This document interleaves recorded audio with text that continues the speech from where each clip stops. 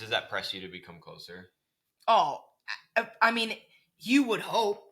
One would hope that, like, if you realize this is what's going on in the world, or these are the stories, why would you not want to be in closer proximity to the people that God, you know what I mean? For the people that God's heart breaks for and with, that's where you should want to be.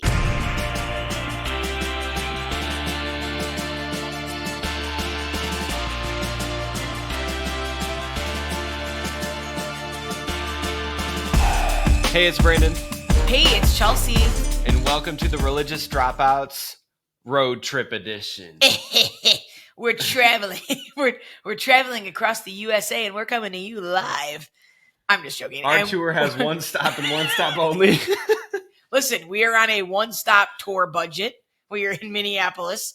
If any of you are in this area, we'll hang out with you. That's it. That's all we got. By the time you hear this, we'll be in Grand Rapids and Toledo. So if you're in those places, also hit us up. We'll hang out regardless. So really, it's a 3-stop tour. All right. Anyways, starting with here, we're in Minneapolis. That's right. We went to Mall of America today, and I really wanted to say what our favorite moments were. So you want to go first? Yeah. I thought long and hard, and it just happened today. We just went. I can't. You said we had to do the sea life thing. Oh, yeah. I was really hard pressed about it. I had so much joy in a way that I didn't think I would have, seeing these like sharks and little jellyfishes. Like these sharks would like fly over this like tunnel that we'd walk through, and I was just like, "Oh my gosh!" Yeah. I just kept being like in awe, seeing these fish. They're cool. Yeah. I was telling Brandon, if any of you have been to the Georgia Aquarium in Atlanta, it has that like over thing that he's talking about where you look up and you like they're all above you, and it's like times 80. And I was telling him like we have to take a religious dropouts road trip to Atlanta. That'd be cool. I have family there, so we have free room and board there too, so that'd be great. Oh, that's good. Less of a fundraiser. Exactly. You guys really only had to throw like a few tens for that one, but it's really cool, and it was a lot of fun. I'm really glad we did that. But my favorite moment is a sweatshirt.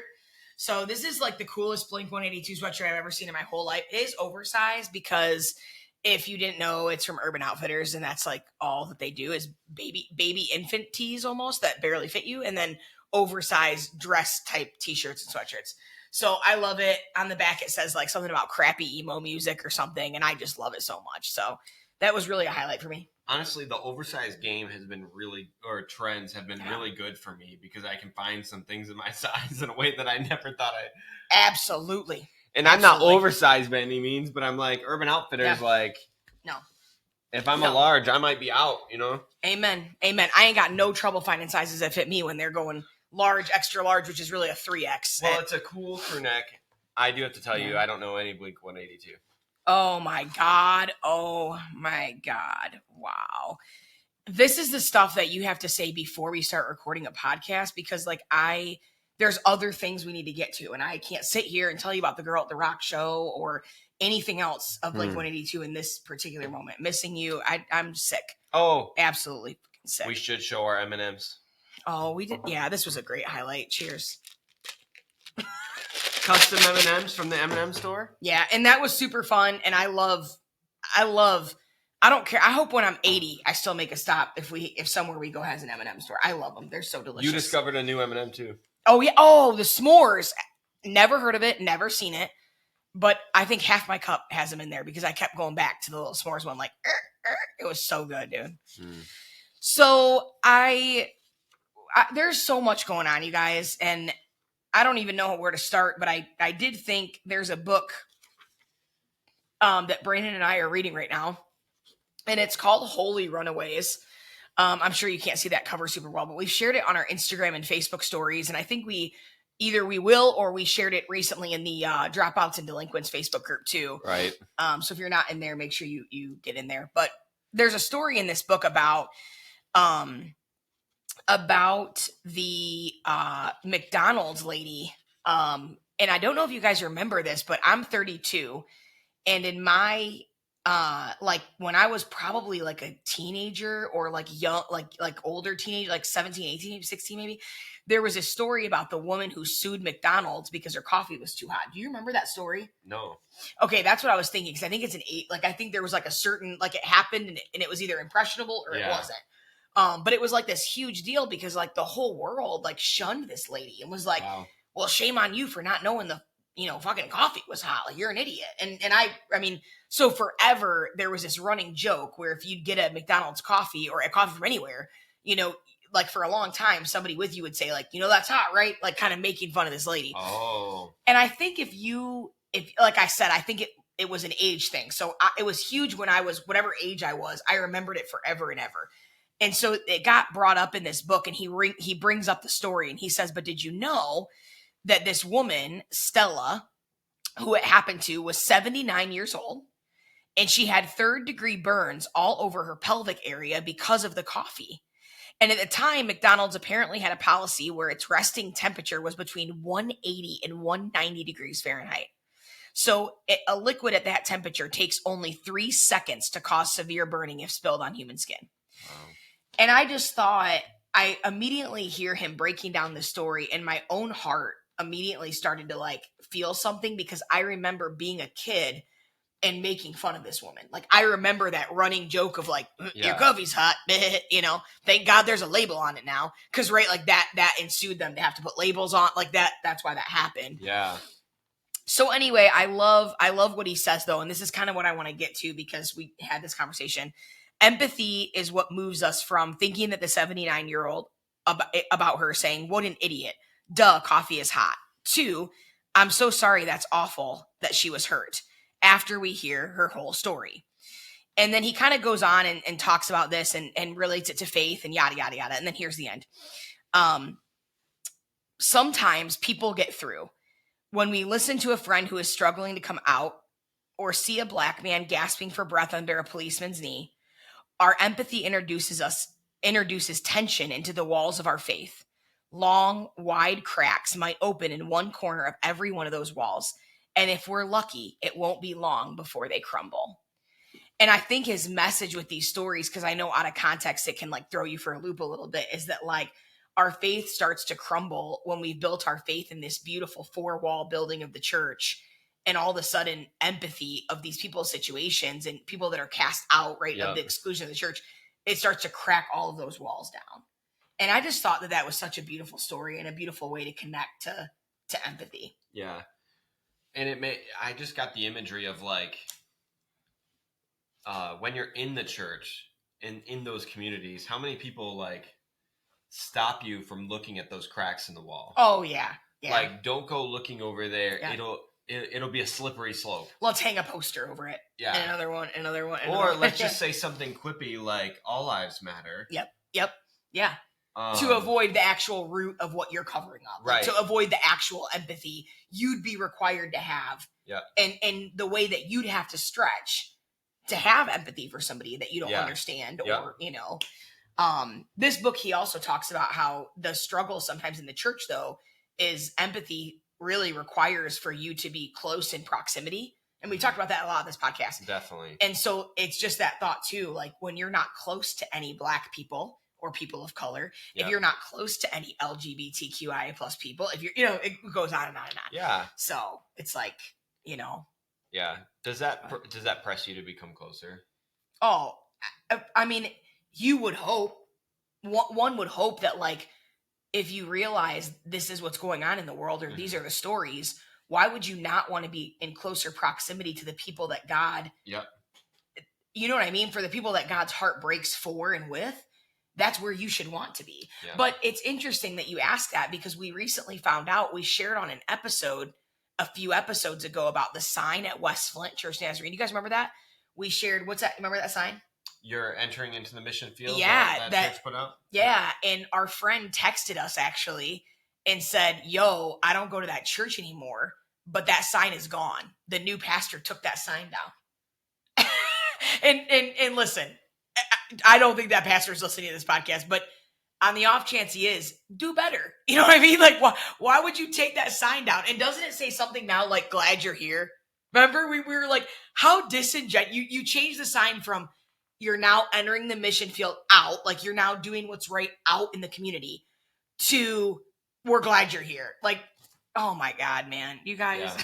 Even the one good thing we tried to highlight about a Nazarene church that we went to, or had experience with, they ruined it. So it's just like, shame on you, West Flint, but whatever. Yeah. Not to call you out. I do not care if your sign tells me that you're glad I'm here. I care if your whole embodiment tells me that you're glad. The problem is your doctrine says that being gay is not cool. So not okay in any frame of mind. Well, so I don't know. Not welcome there, obviously. I wish it just said it wasn't cool. Like, instead it's I'd be fine with that. We could go there, I guess. Yeah. So anyway.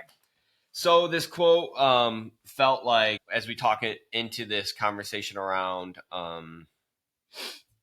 church, I felt like this quote would be one that we should lead into it with. And this is Ida B. Wells, and this says, "The way to right wrongs is to turn the light of truth upon them."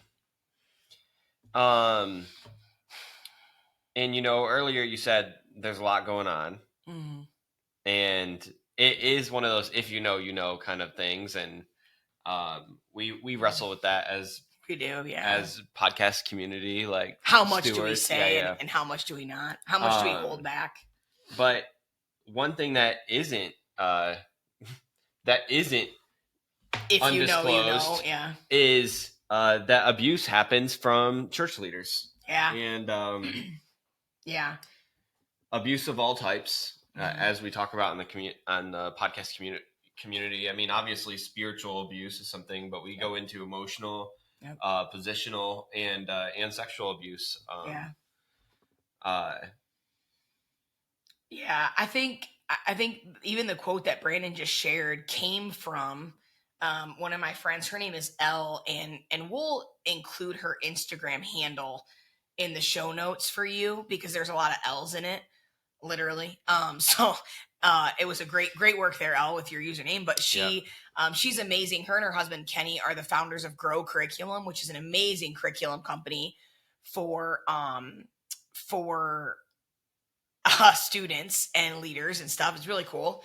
And so she shared this quote on her Instagram because she actually is a survivor of sexual abuse with a situation at a camp that she attended as a youth student.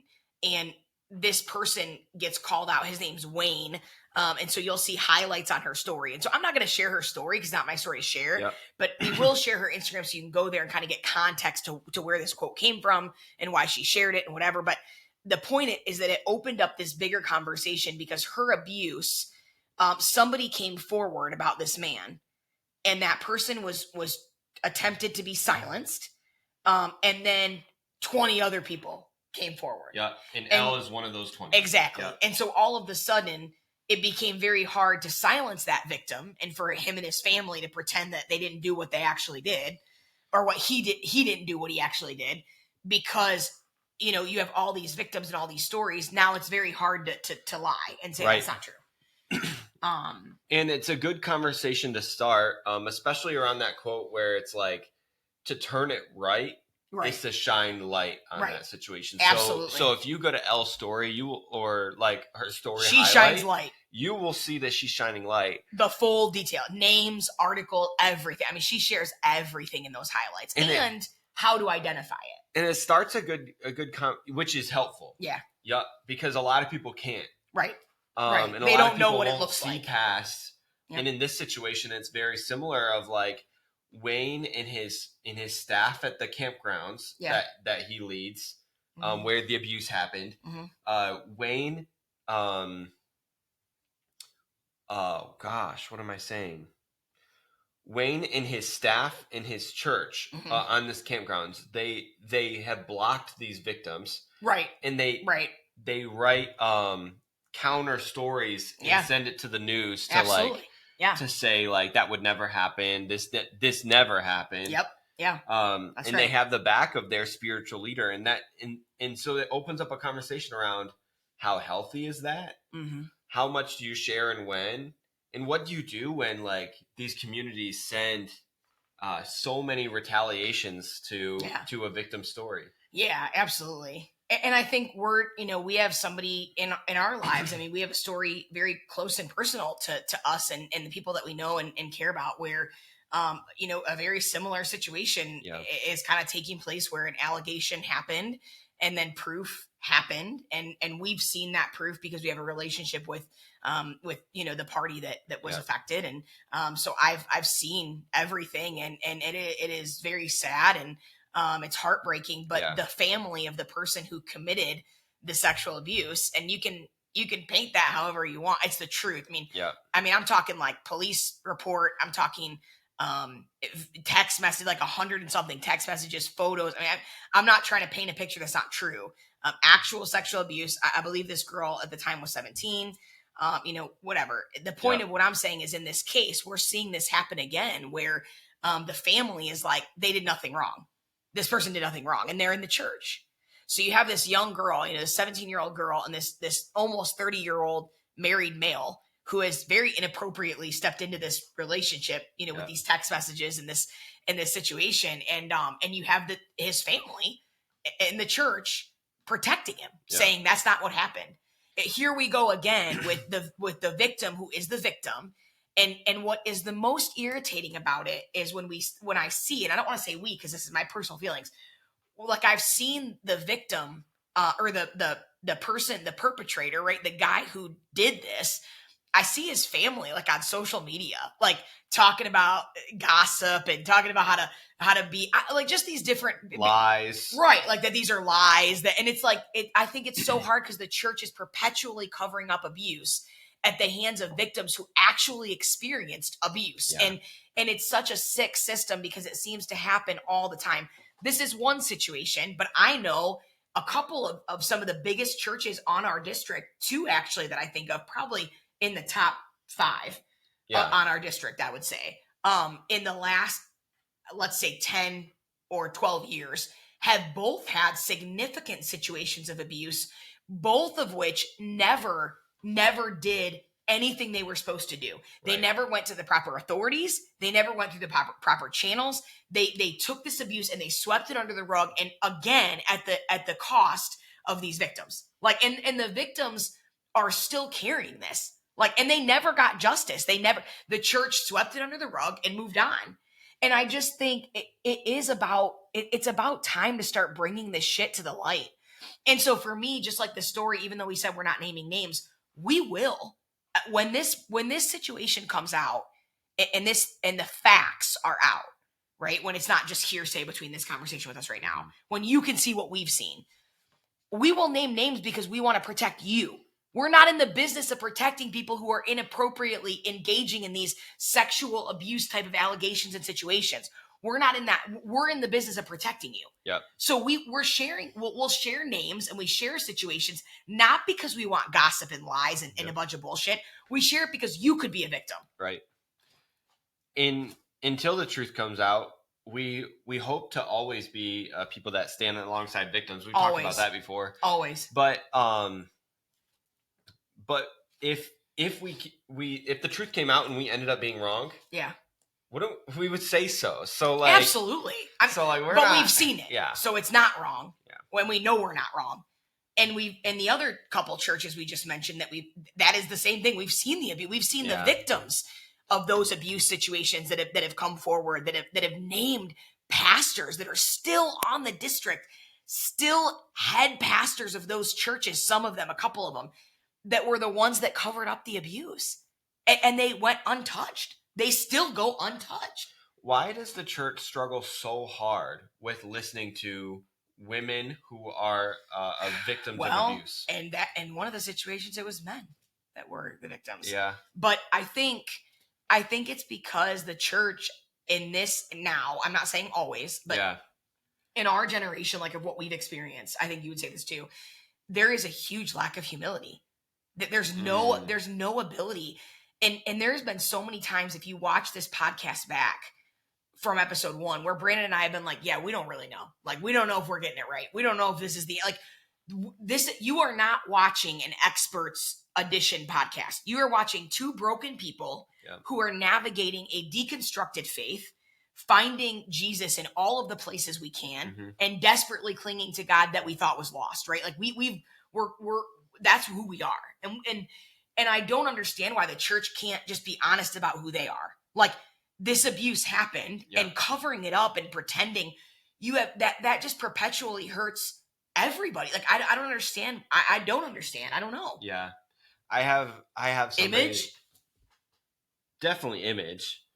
I don't Reputation, know. Power, control. Yeah. Control. I know even myself, when I lost when I knew I was going to turn in my credential and lose the name pastor that kind of goes before me. Yeah, you're right. I was like, oh, this is like a demotion. Me too. I felt like I allowed this to become so much part of my identity. You're right. Yeah, that I didn't know who I could be without it, because what I was passionate about students. Yeah. I love to see their life change, and I'd like to walk alongside them through their faith.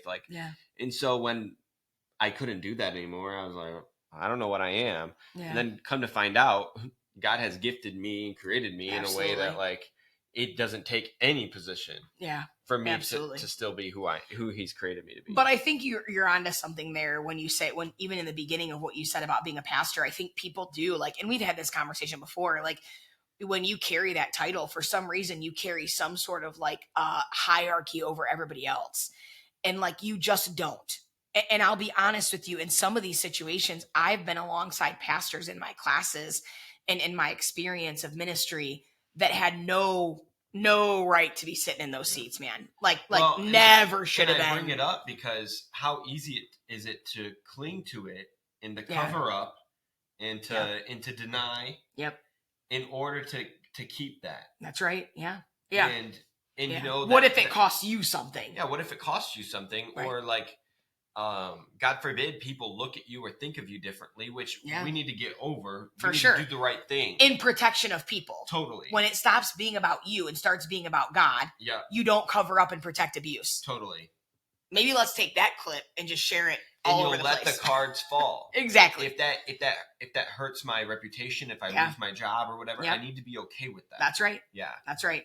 Well, and in speaking of things that cost you, we had our friend who is a pastor in the Church Nazarene as of right now, still. And I think she will be for the next year as she kind of decides what might be next and whatever. She's still ordained in the Church Nazarene. Her name is Reverend Joanne Bastine. Yep. And I believe her podcast is called This Is Her Story. Yep.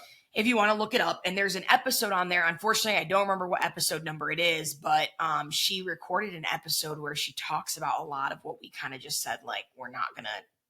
Brandon and I, from the day that we started this podcast, have always said that we're going to be really careful about using names because we know that there's just another layer to that, especially with our listeners that don't know any of those people. Yeah. So we don't always gain when we call people out by name. And also it's just something we've wrestled with, to be honest. And to be real, I'd rather talk about the issue and not necessarily the details. That's right.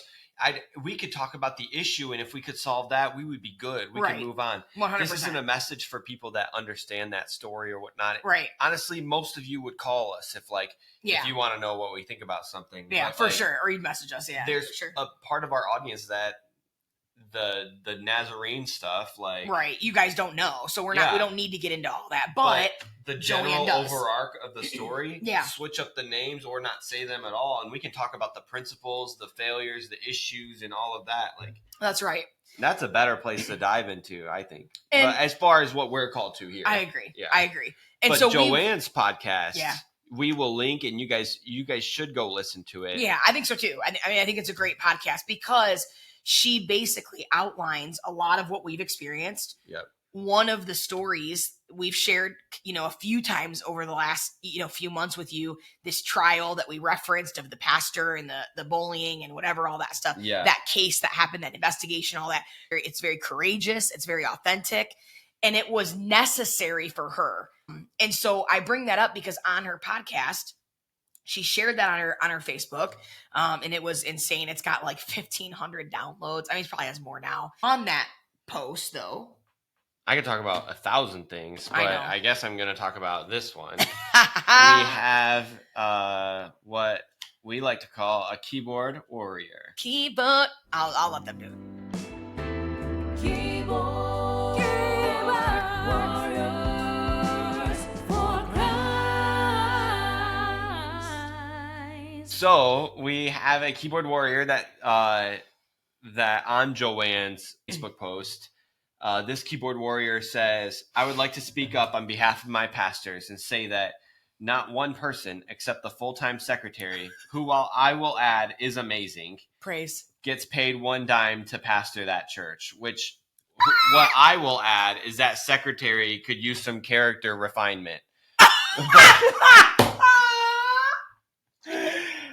I've seen the receipts, so I'm going to have to agree. Continue. They gain nothing financially from pastoring that church. They do it 100% free. I only say this because you cite money being the root of all kinds of evil. That's not what's going on here. Not at all. Not one bit. That's a fact. That fact, well, it's kind of funny. It's kind of rhymey. I know. It's kind of, Eminem could do some real work with it. But know. that fact was conveniently left out of this diatribe. Also, is it debauchery? Drama, gossip. Gosh, I don't know what to say when your defense of your church is that they don't take care of any of their people. Like, listen, let me just say, I want to defend my church. They're really good, and nobody on staff, except the secretary who has cut off almost all of her siblings, and doesn't let her kids see any of their aunts or uncles, other than her, who's an amazing person. Nobody gets paid. Can you imagine? What? Let me ask you. Dude. You're a mom. You're responsible for your family. I'm also pure evil, but keep going. Yeah, go ahead. You take your family out to eat. Right.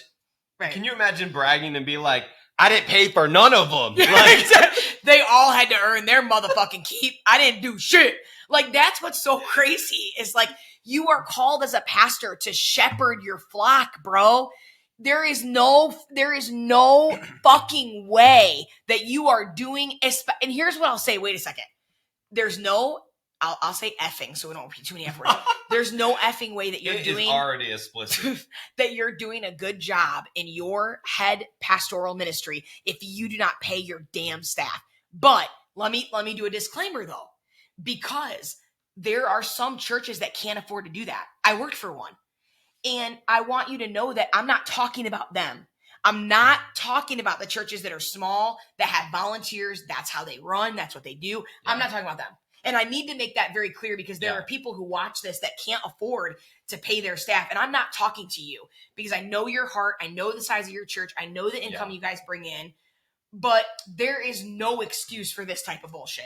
Yeah. And you were a victim of it. So please, I would love, by all means, did that benefit you? No. Share away. No, it hurt. Like, it was a problem. What do you mean? Weird. Do you think a church like that could also believe that any sort of like racism could be systemic? Absolutely not. No. You think that racism and hateful stuff comes from the top and then the congregation? This is what I'll say. When you have a church with a pastor who is a bully and who is dangerous in their speech and who is all the things I'm not even going to say because I'm just going to move on. And then you have someone that used to stand on the stage and do worship with the worship team on that church and is a member of that church and sits in the pews each week of that church, goes to another pastor because their kids go to the same school. This dude went to their kids' school dance. Oh, yeah. And accosted another pastor, yelling at this kid's school dance. Tell me that is not a mirror of your environment. Are you kidding me? Your head pastor is a mother effing bully. So no shit, you're going to go to your kid's school dance and be an asshole to another pastor over weird drama and gossip and whatever. Like, you breed the environment that you are in. Like, that's who you become. So, of course, the people coming out of that church have hints of racism and homophobia and hate speech. Shocking.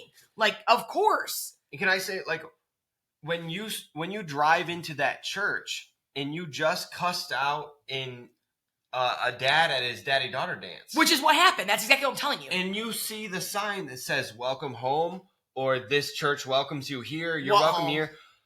Why does that head pastor welcome that individual? 100%. Do you know what I mean? Why does that individual get to be like, I am welcomed here in but this never, facility. but never once demand that individual to apologize to that pastor. God. That's the bullshit. Yeah. That's what I'm saying to you. As a head pastor, you have a responsibility to shepherd your flock. And you're not, and when your flock is doing shit like that, you got to take a seat, man. You got to take a seat. That guy's welcomed. But I do believe I heard from that pulpit, if you voted for anyone other than Trump, you're not welcomed in heaven or in this church. I did hear that. And actually, I heard that firsthand from somebody who was sitting in the seats and never went back to that church. So, like, I'm just saying. So either way, this is just the whole point, is not to go on a rant about one church, right? Because there's a lot of them just like this. But I think the real issue, like Brandon and I said, the reason we don't name names is because this is not just a singular issue. This is like a big, and it goes back to the original conversation we just had about empathy. Yeah. If you have empathy for another human being, you don't talk that way. Yeah. There was a video Candace Owens did recently at a university. And Candace Owens, please. Oh my God. I will drop dead at this table right now if I have to like say her name even one more time. But she was doing this speech and she's like, well, I'm not gonna, identify people by their, I just feel like that's how she should sound. I don't know. But I'm not gonna identify people by their pronouns because they're delusional. I'm not gonna feed into their delusion. And I'm like, listen, you little idiot. First of all, this is exactly what I'm talking about, empathy. There is science that defends the transgender community. I don't care if you don't like it. There is scientific data that suggests and has shared with us that this is an actual situation. Like, this is not delusion. They're not mentally ill. They genuinely, this is a real bodily situation. Right. The science supports that it's possible. Exactly. Is happening. Exactly. Yeah. So for you to say that they're delusional, like, the delusion really is you thinking that you can still have, like, say whatever you want and do whatever you want to other people with no shred of empathy and then claim to be a Christian. Yeah. The fuck you are. Absolutely not. You are not welcome up in this church. No, absolutely not. Yeah, like, please, like, and I think that's the biggest thing that Brandon and I, this whole episode, when it comes to the sexual abuse allegations, when it comes to the way you speak about victims, the way you speak about situations, like the way you listen to victim stories, even if you think it's bullshit, it doesn't, the way you listen, the way you respond, the way your church responds, like, empathy. It's all empathy. Yeah. The way you actually care about people and shepherd people comes down to your ability to have empathy for people and their pain and their hurt and their abuse. And I think deconstruction is no different. Which I think is why we'll always put on those shoes of, like, siding with the victim versus, like, just, well, let me wait until the facts come. No. Facts can come later. Because 9 times out of 10. That's right. The abused is telling the truth. Yeah, so. Absolutely. Yeah, absolutely. So I saw this Anthony Garola is a great Instagram account, and I don't know how. When I say we'll link things in the show notes, listen, we're just out here doing the best we can, okay? So will we? Who knows? But you can look him up. His name's Anthony Garola. And I don't appreciate that. I put most of the links in the file. No, you do, but I don't want them to feel like mad if we don't, because you're just doing the best you can. So if you miss one, by the grace of God, like, you had 20 other ones to include. You know what I mean? That was me really coming to your defense. Yeah, we just have too much. But Anthony Garola posted this beautiful image, and I obviously, like, I can't share the image with you as we're, like, talking on our podcast, but yeah, looks about like this big little ocean, little this, little that. Okay, yeah. If you're watching the YouTube, you just got a good little preview. But anyway, I thought that as we kind of transition here, I thought that this would be a really good time to just kind of rest together in our pain and in our brokenness. And we don't always end in prayer, and we're not necessarily going to end in prayer now, but I want to read this over you and speak this over you. And if this is not where you are, I would encourage you, don't feel like you have to listen to one more second of this podcast. I think that Brandon made a friend on the plane today who I think practices paganism, and who's to say that she won't stumble upon this podcast. And if she does, you don't have to listen past this point, Yeah. So this is But- your soft exit. Goodbye. We love you so much. Thanks for Absolutely. listening. Absolutely. And so for those of you that want to stay, I would love to just calmly speak these words over you. And we're just going to read this. I'm going to read a little bit of it and Brandon's going to close it out. So we just like to read this for you. Yahweh, I need you. I'm trying to see you, but everything is blurry by the tears. My eyes are red from trying to rub away the pain. I feel like I should be over this by now, but every day I wake up and I feel under it. Healing feels like I lost opportunity that can never find its way back. Is it possible to be so deep in pain that even your arms could not reach? Maybe if I could lift them in worship, you would notice them, but I can barely move them from covering my face. And yet I hear a voice on the breeze that breaks through between my tear-stained fingers. Your face is all I want to see. My face is imperfect. It cannot stop making tears. It cannot stop the sound of agony. It cannot even fake the smile anymore. I'm far from your image. Your face is all I want to see. My face is imperfect. It cannot stop making tears. I'm quickly reminded that your image wasn't always so put together. In fact, it was ripped apart so that we may be together. But I don't want to hurt you. I want your sacrifice to be worth it. I don't want to drown you in my pain. You suffered enough on my behalf. Through the sound of my fast-beating heart, I hear the confidence in your steps. They're becoming louder. They're drawing closer. It seems as if my pain is not a problem, but a pathway, directly to where your desires go. Beloved, your tears cannot drown the God who walks on water. Your tears are not an indicator that God has left you. They are the evidence that he is near. If you're listening and you're still here with us, would you please know that you are never too far in your pain to be reached and touched and held by God.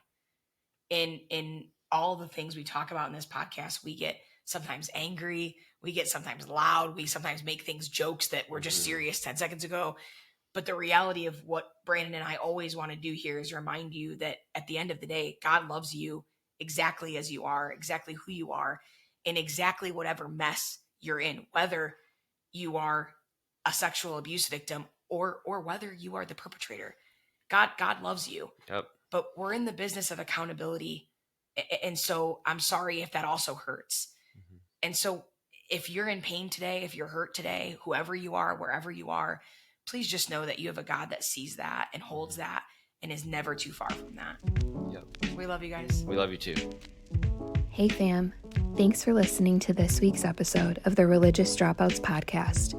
We hope it gave you a space to breathe, to laugh, and connect. It's our hope that as you journey along with us, that you too might find yourself saying, damn, it feels good to be a dropout. Be sure to check out our show notes for links to anything mentioned in this episode, including ways to connect with us on social media. We'd also love for you to like, subscribe, and share this podcast with anyone you know who might want to join our community. You are loved. Have a great week.